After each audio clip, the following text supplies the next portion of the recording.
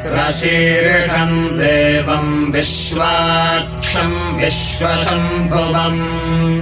विश्वम् नारायणम् देवमक्षरम् परमम् पदम् विश्वतः परमान् नित्यम् विश्वम् नारायणगुम् हरिम् विश्वमेवेदम् पुरुषस्तद्विश्वमुपजीवति पतिम् विश्वस्यात्मेश्वरगुम् शाश्वतगुम् शिवमच्युतम्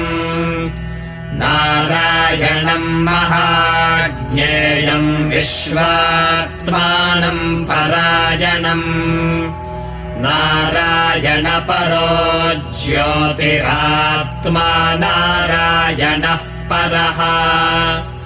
नारायणपरम् ब्रह्म तत्त्वम् नारायणः परः नारायणपरो ध्याता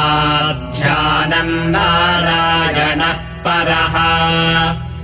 यच्च किञ्चिज्जगत् सर्वम् दृश्यते श्रूयतेऽपि वा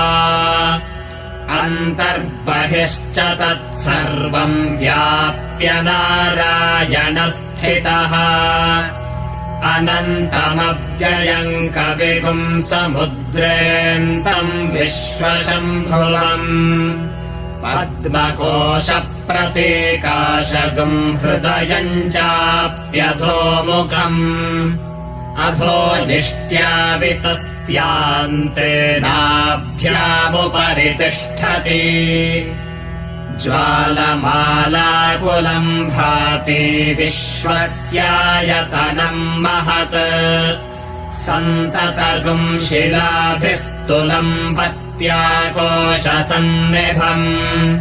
तस्यान्ते सुशिरगुम् सूक्ष्मम् तस्मिन् सर्वम् प्रतिष्ठितम् तस्य मध्ये